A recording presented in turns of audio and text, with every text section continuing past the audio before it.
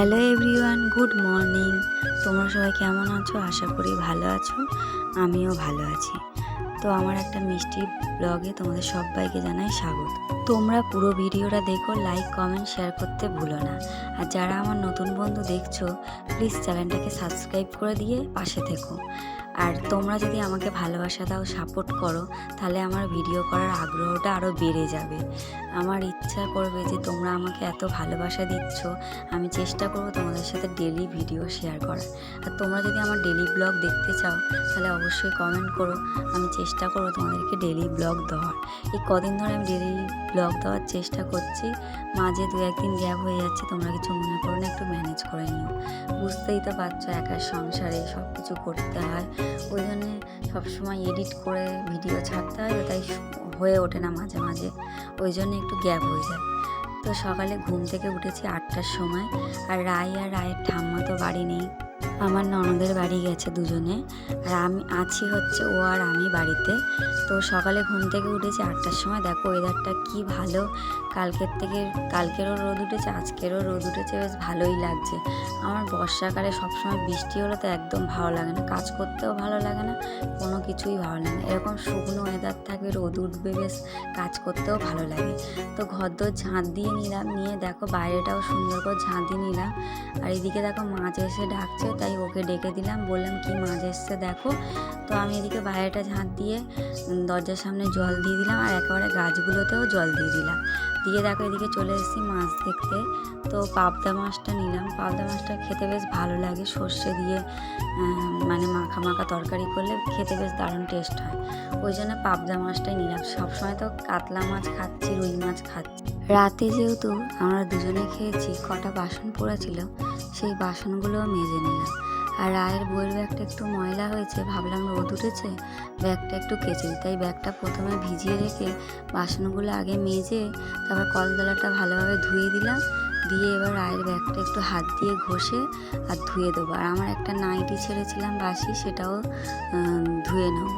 নিয়ে হচ্ছে তোমার রেখে দেবো। এখন ছাদে যাব না মেলতে, একেবারে স্নান করে জামা কাপড় মেলতে যাবো, তখন এইগুলো মেলে আসবো। বারবার ছাদে উঠতে তো কষ্ট হয়, ওই জন্য একেবারে যখন যাব তখন একবারে মেলে দিয়ে আসবো। তো এদিকে দেখো আমার হয়ে গেছে কাচা। এবারে বাসনগুলো যে যার জায়গায় তুলে গুছিয়ে রাখবো, কারণ যখনকার কাজ তখনই করে নিতে ভালোবাসি। কাজ ফেলে রাখতে একটুও ভালো লাগে না, কারণ আমার অগুছালো ভালো লাগে না। যতক্ষণ না গুছাতে পারবো আমার ঠিক শান্তি হয় না। আর ঘরে তো ওই বিছানাটা যতক্ষণ না তুলবো, মনে হয় যেন ঘরটা যেন পুরো ঘরটাই যেন অগোছালো।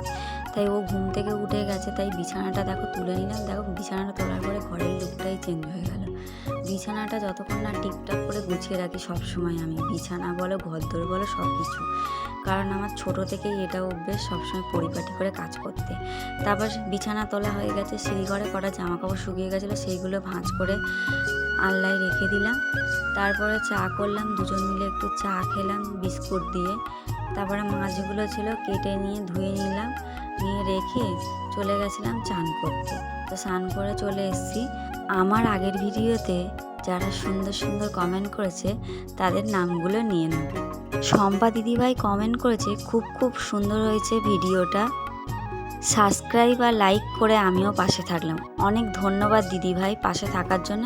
শুক্লা দিদিভাই কমেন্ট করেছে, খুব সুন্দর ভিডিও, অনেক ধন্যবাদ দিদিভাই। সোমা বর্মন দিদিভাই কমেন্ট করেছে, নতুন বন্ধু হয়ে পাশে থাকলাম, অনেক ধন্যবাদ দিদিভাই, এইভাবে পাশে থেকো। নন্দিতা দিদিভাই কমেন্ট করেছে, তোমার ভিডিও আমার খুব ভালো লাগে, অনেক ধন্যবাদ দিদিভাই।